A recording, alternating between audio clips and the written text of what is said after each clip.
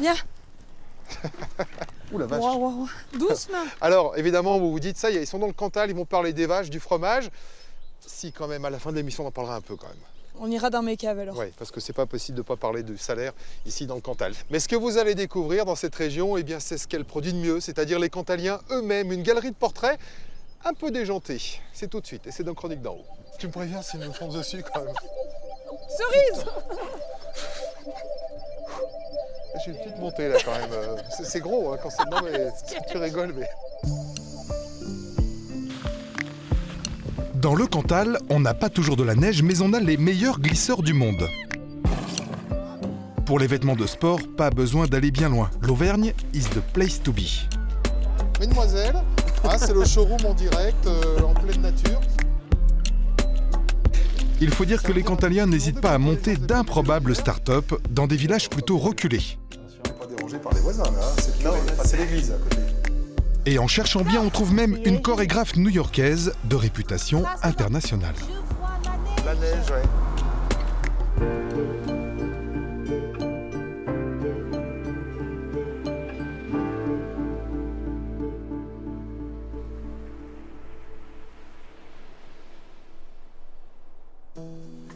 Le Cantal est situé à l'extrême sud-ouest de l'Auvergne. Et c'est en fait le vestige d'un ancien volcan dont le diamètre forme un plateau de 2700 km² à 1000 mètres d'altitude.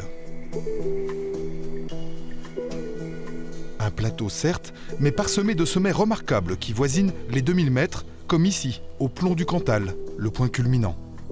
Un décor presque lunaire qui accueille tout de même la station de ski du Lioran et ses 44 pistes, le plus grand domaine de ski d'Auvergne. Mais le plus étonnant dans le Cantal, ce sont moins les montagnes que les habitants qui les peuplent.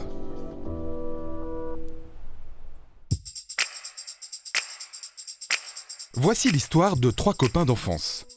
Des étudiants brillants qui, une fois leur diplôme en poche, se demandent ce qu'ils vont bien pouvoir faire de leur vie professionnelle. Tous amoureux de glisse et de montagne, ils décident alors de créer leur propre ligne de vêtements et très vite, ils font un carton au point d'être aujourd'hui la marque de référence de toute une génération.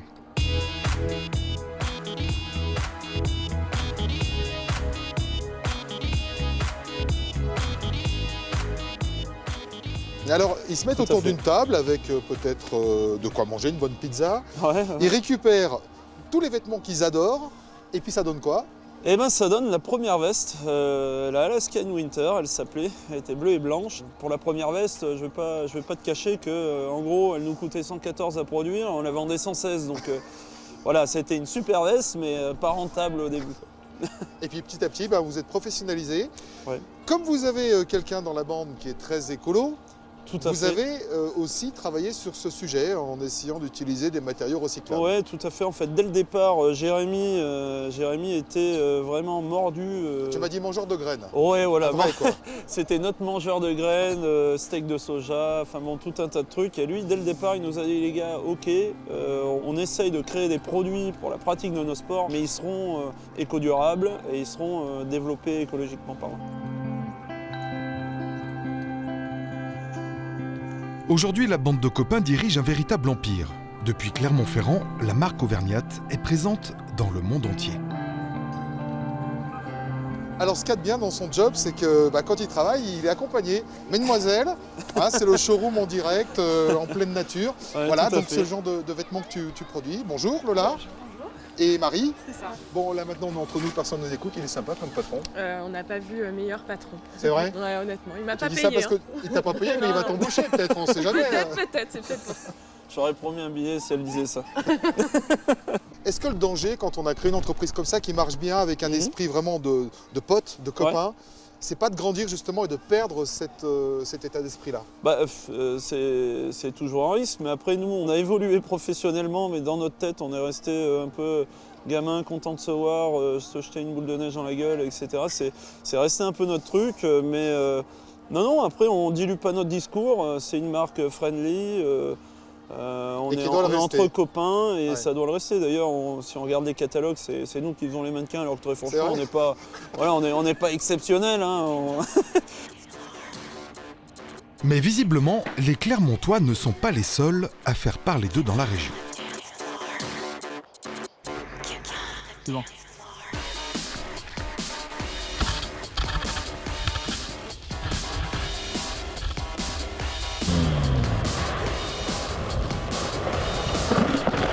Et oui, je vous avais prévenu, les Cantaliens sont un brin givrés, au point que certains d'entre eux se retrouvent dès que possible à glisser sur tout ce qui glisse, juste pour le plaisir de croquer le Cantal à pleines dents.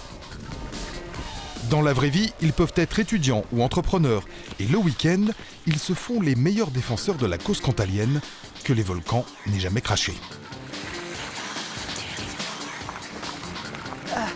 Bonjour, donc je m'appelle Charles, je fais partie de Radco et bienvenue à Saint-Chamand sur notre terrain de jeu. Donc c'est là qu'on fait un peu toutes nos vidéos.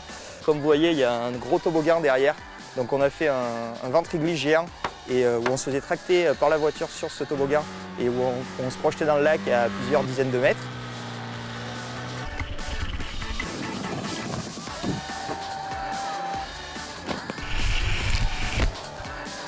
C'est plein de petites activités comme ça, un peu à sensation forte, mais surtout originale, quoi.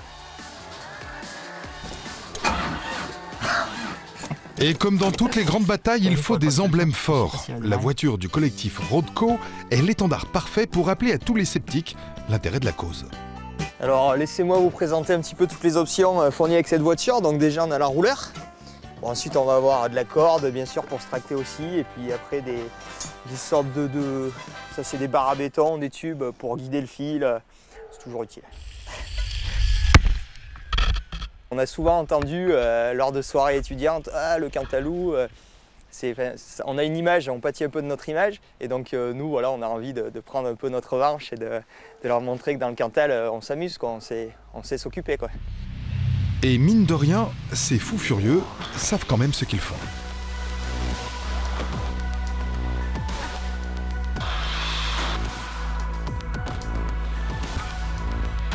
Ça m'apporte beaucoup, c'est une super expérience professionnelle.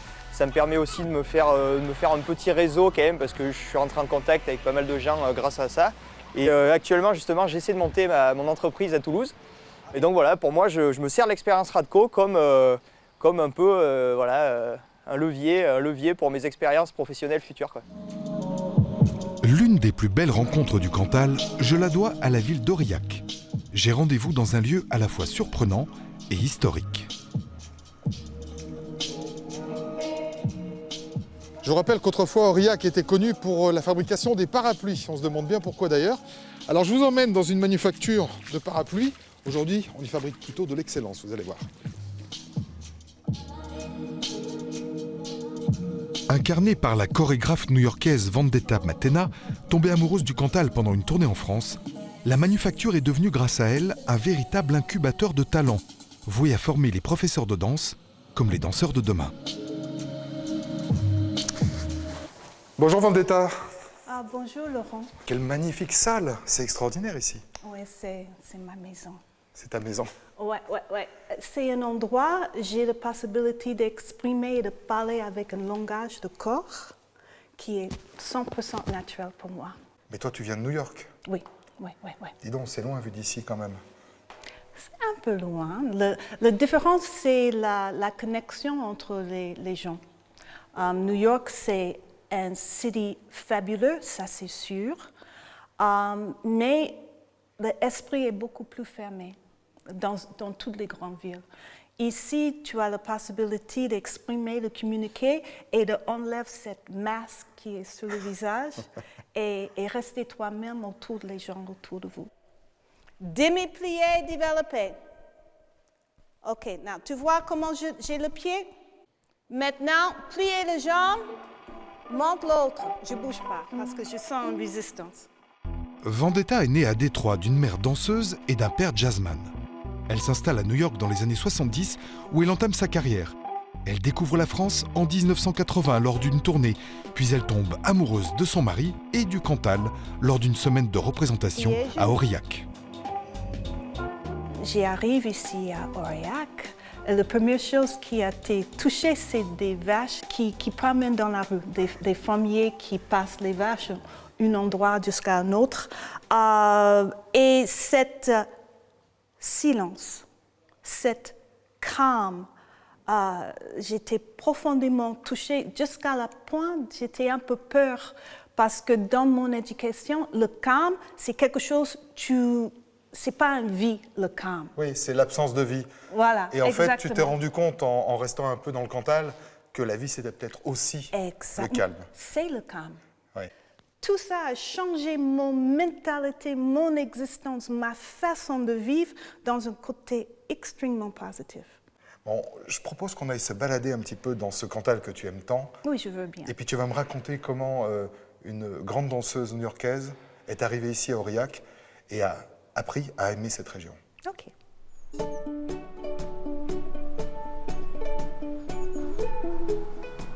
Je vois la neige. La neige, ouais.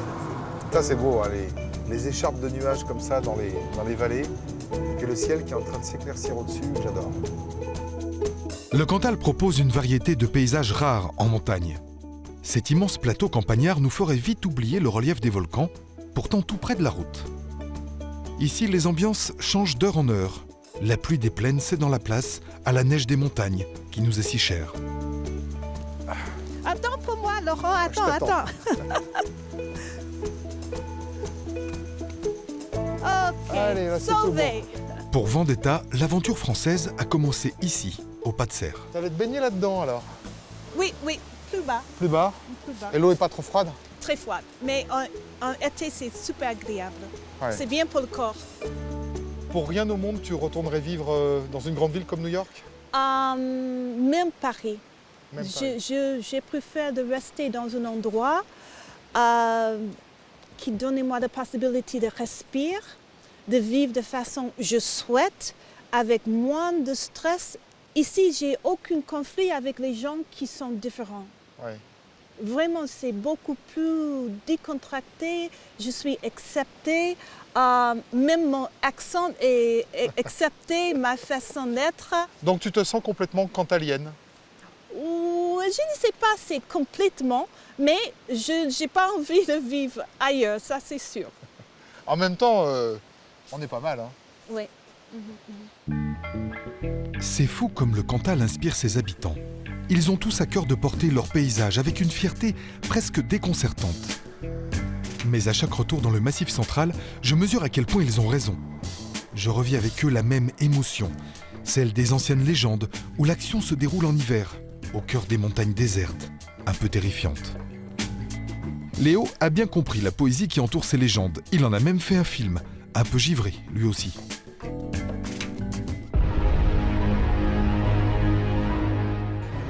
C'était la dernière étape d'un vaste plan.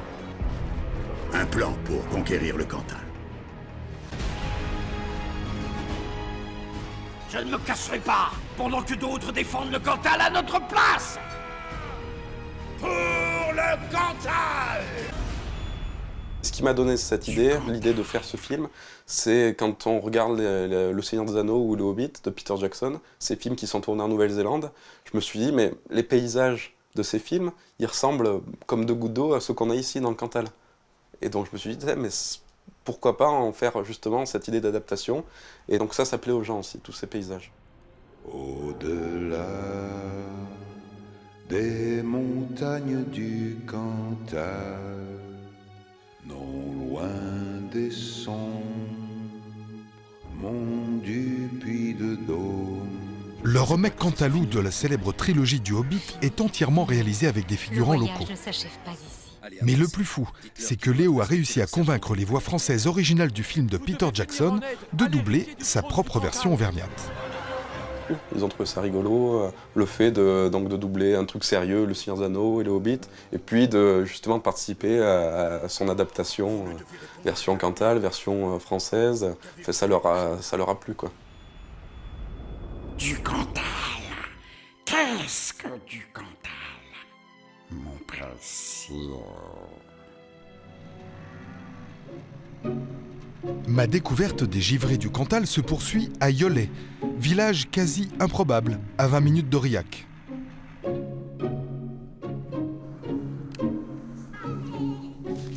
C'est joli comme village, hein? C'est calme, mais c'est joli. Alors j'ai rendez-vous avec Cédric et Fabien, avec quelques autres associés. Ils ont créé une start-up qui est en liaison avec 1 500 000 clients dans le monde entier, sur 250 pays différents. Ils m'ont donné l'adresse, mais à mon avis, pour tout vous dire, je me suis planté parce que 4 places de l'église à Yolet, c'est là. Enfin non, l'église est là, mais à mon avis, je me suis trompé d'adresse. On va aller voir quand même. Bon, déjà, ils sont pas dans l'église, j'ai vérifié. Reste le presbytère, mais quand même...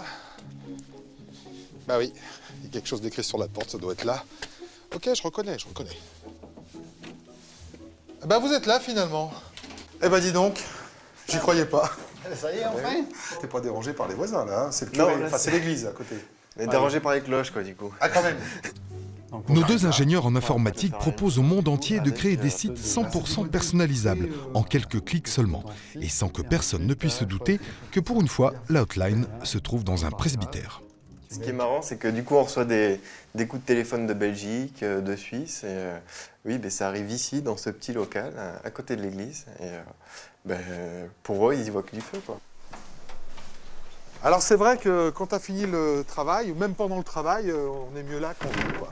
Enfin, c'est pas les mêmes plaisirs. Ah, il y a le coq. Il y a le coq, oui, qui rythme la journée. Et vous en faites quoi de tout ça alors? Et là, c'est pour se ressourcer, après avoir passé un peu trop de temps devant l'ordinateur. Tu m'étonnes. On vient regarder le paysage, la vallée de la Serre. Et puis on voit la neige hein, là-bas. Et ouais. Voilà, on voit la neige tout là-haut et on t'invite à aller au Rocher des Pendus qu'on devine tout au fond. Eh ben allez, on y va comment? À découvrir ça. En vélo, ça te dit? Oui. On est sportif dans le Cantal, allez, on y va. Non, ce qui est bien, c'est que ça n'a pas l'air loin, c'est juste à 15 km de montée en plus, non? Ça veut dire quoi, qu'on se faisait dépouiller? Bon d'accord, je râle comme ça, mais après quelques coups de pédale avec nos jeunes entrepreneurs, je comprends vite pourquoi ils n'ont pas installé leur siège dans une grande ville. C'est incroyable parce que tout à l'heure, c'était presque le printemps au soleil, et puis là, on est en hiver. Et c'est que le début. On est à quelle altitude, là? 1000 mètres à peu près, hein? Ouais, ça serait plus au-dessus de 1000 mètres, oui. Ouais, on le sent bien sur les mains, tu sais. Je me demandais pourquoi les gens faisaient pas du vélo l'hiver. Et ben maintenant, je sais. Bon, toi, t'es cantalien d'origine. Ouais, je suis d'origine, d'à côté d'Aurillac. Donc ça n'a pas été trop difficile pour toi de revenir dans une région qui t'a vu naître? Ah non, même j'étais ravi d'y retourner, après de passer par Toulouse, l'Irlande. Quand j'ai voulu fonder une famille, je me suis dit que c'était l'endroit rêvé pour élever des enfants. Mais il n'y a pas un moment où dans votre vie vous vous êtes dit je vais être obligé de faire un choix pour développer ma start-up, je vais être obligé d'aller dans une métropole? Et pour l'instant, on peut travailler depuis le Cantal, donc on peut allier notre entreprise, le numérique et les grandes terres, les grands espaces. Donc, Et si vous grandissez, le presbytère il n'est pas bien grand quand même. Hein? Ah, il y a un étage. Il y a un étage, ah, c'est bon.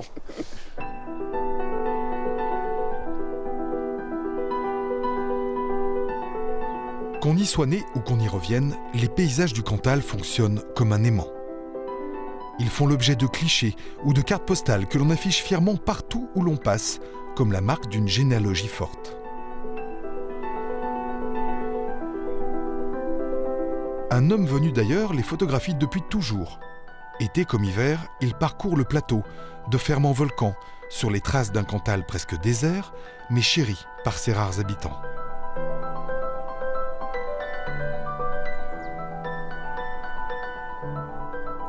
Qu'est-ce qui t'a décidé alors à venir ici, dans ce département? En fait, il existait avant dans les bureaux de poste tous les annuaires, c'était assez marrant là. Et j'avais regardé les plus petits, donc il y avait la Creuse, la Lozère et le Cantal faisait partie des plus petits. Et je me suis dit, s'il n'y a pas beaucoup d'habitants, c'est qu'il y a quelque chose à faire, que ça doit être merveilleux. Et ça m'attirait. Je ne dis pas que c'est un désert, hein, mais le fait que ça soit peu peuplé m'attirait. Et très vite, Pierre s'intéresse aux Cantaliens eux-mêmes. Sur une terre qui voit naître chaque année 3 vaches par habitant, c'est vers les agriculteurs que son objectif se tourne d'abord. Ces paysans qui élèvent avec fierté les fameuses salaires, ces hommes et ces femmes qui vivent chaque jour le Cantal au plus près de ces réalités.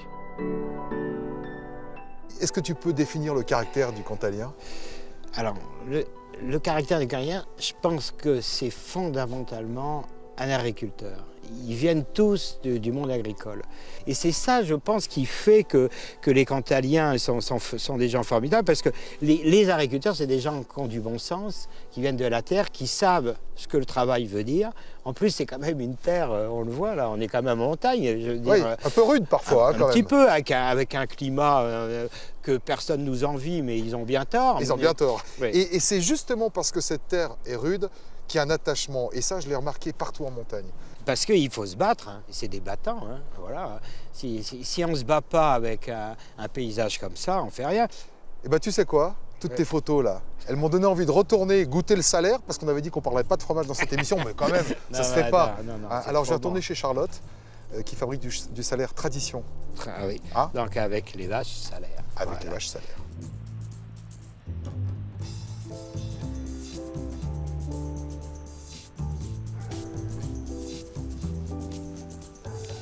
Je vous l'ai dit en début d'émission, pas question de quitter l'Auvergne et plus précisément le Cantal sans parler d'une des grandes traditions de cette région, le fromage salaire. Et celui que fabrique Charlotte dans cette cave, pas très loin de Cussac, est tellement bon qu'on le retrouve sur toutes les tables des chefs étoilés à Paris. À 30 ans, Charlotte a repris la ferme familiale. Elle fait partie des 5 exploitations du Cantal qui fabriquent le fromage salaire tradition, labellisé dans les règles de l'art. Salut! Alors ça y est, j'ai rencontré plein de Cantaliens ou de Cantalous. Michel, bonjour. Bonjour. Bon, alors ça y est, tu vas me montrer tes fromages? Ouais, on va au cave. Vous êtes content, vous, que la relève soit assurée? Oui, oui. Ça y est, c'est fait? Oh, c'est en train de se faire. Ouais. Ouais. Elle travaille bien? Oui, oui, de ce côté-là. Non. Bon, on va voir ça, alors en vrai? On y va. Allez, à la cave. Alors là, il y a écrit salaire tradition. Ça veut dire quoi tradition? Ça veut dire que c'est fait ici, dans une vieille maison? Non, ça veut dire que c'est du salaire fait avec des vaches salaires. C'est ce qui Parce que diffère. du salaire peut être fait avec d'autres vaches que des vaches salaires? Ouais, le salaire, c'est fait avec des Montbéliardes ou des Holstein, des vaches laitières. Et le salaire tradition, on le fait avec des vaches salaires. Et qu'est-ce que ça a de différent, le fait que ce soit du lait de vache salaire? Vas-y, toi. Non, le fromage est plus gras. Et puis la technique de traite n'est pas tout à fait la même, il paraît. Et non. Ah, c'est toi qui me racontais ça? Avec les salaires, il faut le veau. S'il n'y a pas le veau, les vaches ne donnent pas de lait. Non, il faut un veau avec. Il faut que le veau il soit avec la mère. Sinon... Non, le veau, il amorce la mère. Après, quand la vache donne le lait, on attache le veau à côté de la mère. Et après, on traite la vache. En goûtant le salaire de Michel et Charlotte, je vais maintenant savoir pourquoi ils finissent sur la table de nos grands chefs parisiens. Et là, on peut le goûter. Celui-là, il est gras, je pense. C'est bon, ça. Oui. Mais c'est doux, hein, comme goût. Oui, oui. C'est fruité. T'as raison, on sent la présence du veau pendant la traite. Et il faut les retourner, les meules non? Si on les frotte, on les retourne 2 fois par semaine. 2 fois par semaine. 2 fois par semaine, Ouais. tu tapes tous les fromages à 40 kilos, là. Ouais. Tu veux voir? Je peux? Ouais, On le remettra d'aplomb. Hein. Bon, mais tu peux y aller. Bah, je peux y aller. Amuse-toi. Il est collé, vous l'avez collé, c'est une blague. Non, mais elle est pas collée. Ouais, mais enfin, c'est super lourd quand même. Mais non, quand même, mais moi j'y arrive. On dirait une enclume. Et après, Mais tu y arrives, mais t'as le coup de main, t'as le Oui, métier, t'as... Et vous entendez le bruit que ça fait sur la planche. ouais, vas-y, comme ça, tourne, encore. Pose-le là.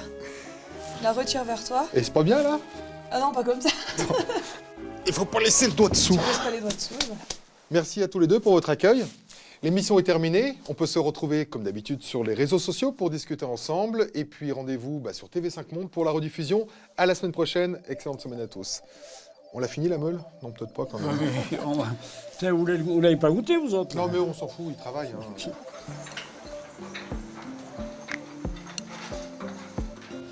T'aimes pas le fromage et tu vis dans le Cantal? Oui, Eh ben, heureusement que tu me le dis maintenant, je me serais foutu de toi. Hein. Non, même si on... Alors, une simple connexion Internet. Non, attends, c'est bon, t'es content de nous voir. Comment faire danser la Macarena à un Aveyronais, par exemple. Et alors, il m'a voulu demander 10 €, vous voyez. Voilà. Ah ouais, là c'est vraiment des sensations fortes. Hein. Ça déménage. Bon, c'est quand même une très belle vache. Oui. Et c'est un caractère bien trempé, la salaire. Hein. Ouais, elles sont très très maternelles. Voilà. Allez, au revoir. Merci, Cerise.